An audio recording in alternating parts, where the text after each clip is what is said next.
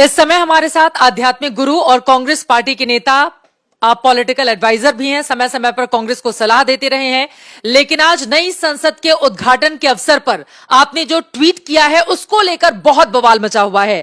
आचार्य प्रमोद कृष्णन ने ट्वीट करते हुए लिखा है, धर्म दंड स्थापित हो गया, देवता पुष्प बरसाने लगे और गधे चिल्लाने लगे।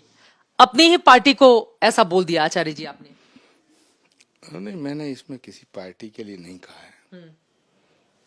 मैंने इसमें एक विचार प्रकट किया है कि जब देश का सवाल हो, राष्ट्र का सवाल हो, मातृभूमि का सवाल हो, तो वहाँ सारे मुद्दे गौड़ हो जाते हैं। हमारी आपसी रंजिशें, मत भिन्नता, मतभेद सब खत्म हो जाते हैं। तो आज भारत के स्वाभिमान की, भारत के सम्मान की, भारत के गौरव की खुशी और उत्सव मनाने का दिन है। हमें नई संसद मिली है। आप किसको बोल रहे हैं ये तो क्लैरिफाई करना पड़ेगा ना। गधे चिल्लाने लगे, ये कैसा शब्द है, लोग समझना चाहेंगे। क्योंकि कांग्रेस पार्टी की ओर से भी लगातार निशाना साधा जा रहा है। आरजेडी हो, जेडीयू हो, दूसरे विपक्षी दल जिन्होंने बायकॉट किया है वो सवाल खड़े कर रहे हैं। किसकी ओर इशारा है? चित्रा जी, ये बताइए, ये भारत ऐसा देश है, इसकी परंपराएं, इसके ट्रेडिशन, इसकी रवायतें क्या हैं, संस्कृति, संस्कार और हमारी सभ्यता क्या है। दुश्मन के घर का भी उद्घाटन होता है, गृह प्रवेश होता है, तो हम उसे बधाई देते हैं। ये तो भारत का घर बना है, भारत की संसद का भवन बना है, हमारे देश का घर है। और पंडित नेहरू से लेकर के अटल बिहारी वाजपेयी जी तक जितनी इमारतों के उन्होंने उद्घाटन किए, क्या साथ ले गए? तो क्या इस भवन को मोदी जी साथ ले जाएंगे?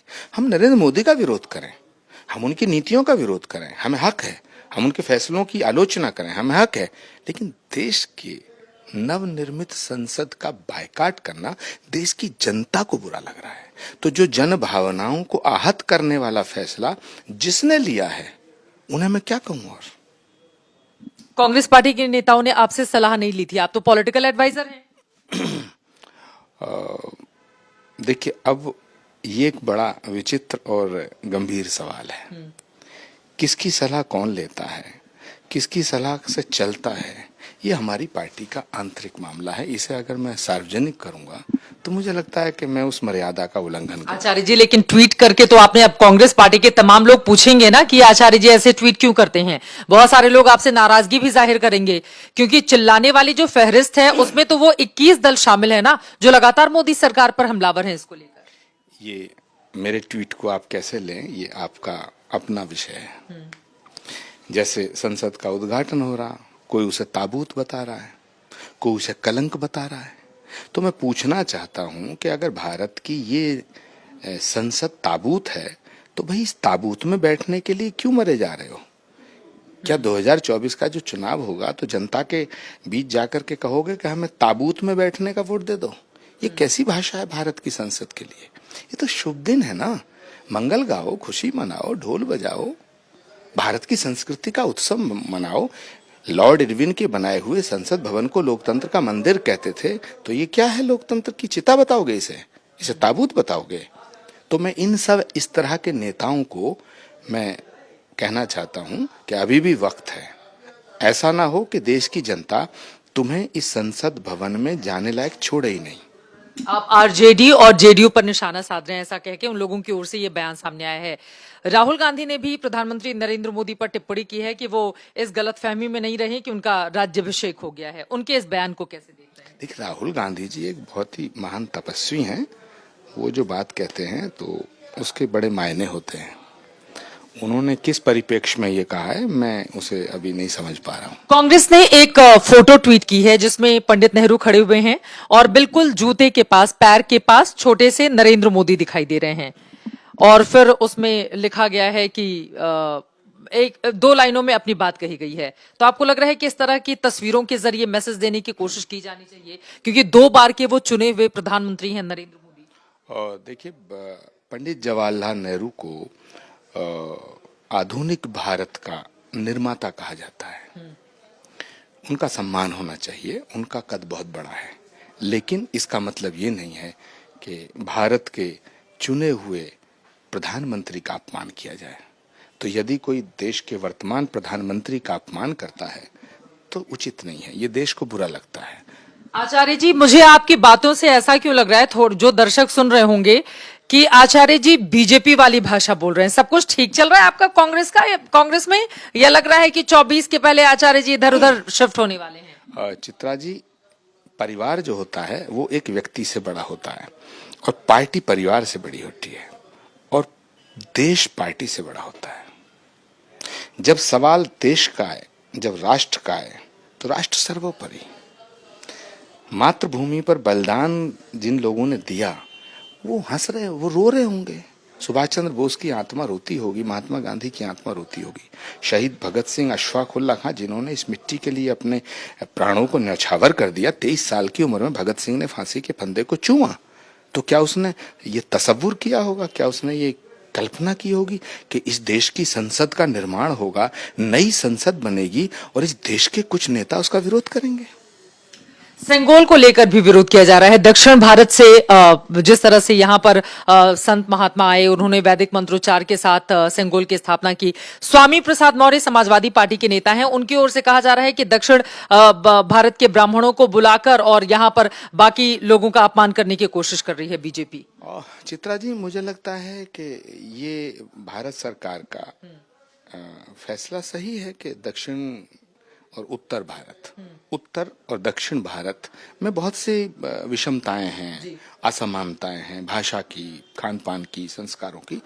तो ये तो बहुत अच्छी बात है कि दिल्ली जो है भारत की जो राजधानी है उत्तर में है और दक्षिण की परंपराओं, दक्षिण के तमाम वहाँ के आश्रम, वहाँ के मठों से सारे संत आए हैं और यहाँ पर के जो सेंगोल स्थापित किया है, धर्मदंड स्थापित किया, राजदंड स्थापित किया है, तो भारत की संसद में अगर राजदंड होगा, धर्मदंड होगा, तो मुझे लगता है कि ये देश के हित में है, इसमें तो कोई आलोचना करने वाली चीज नहीं है। और अगर थोड़ी देर को मुझे बताओ, सरकार तो कल हमारी बन सकती है, सत्ता आती है जाती है, तो अगर हमारी सरकार बनेगी तो क्या हम विपक्ष से ये अपेक्षा करेंगे अगर हम सरकार में हुए, या कल को फिर कोई परिवर्तन होता है, हमने 60 साल देश में, तो क्या हम विपक्ष से ये उम्मीद ना करें कि विपक्ष हमें सपोर्ट करे?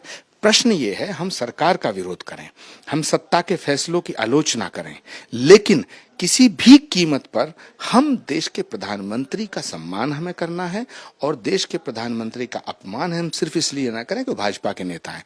भाजपा के नेता हैं नरेंद्र मोदी, मैं भी भाजपा के नेता के रूप में उनकी बहुत सी बातों का समर्थन नहीं करता हूं, मैं उनकी आलोचना रोज करता हूं, 10 साल से कर रहा हूं, लेकिन जब देश का सवाल आता, वो हमारे देश के प्रधानमंत्री है, मैं उनका सम्मान करूंगा।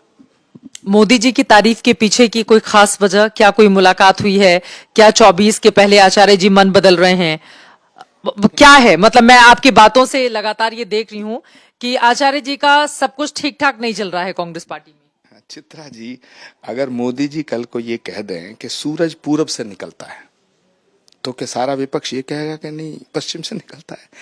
सत्य सार्थक सर्वदा, भगवान कृष्ण ने गीता में उद्घोष किया है, सत्य सार्थक सर्वदा, सत्यमेव जयते। ये दोनों सूत्र को आत्मसात करना पड़ेगा। अगर भारत की राजनीति में, भारत के जनमानस पे आप असर डालना चाहते हैं, उनको प्रभावित करना चाहते हैं, तो फिर भारत की जनता के दिलों को जीतो।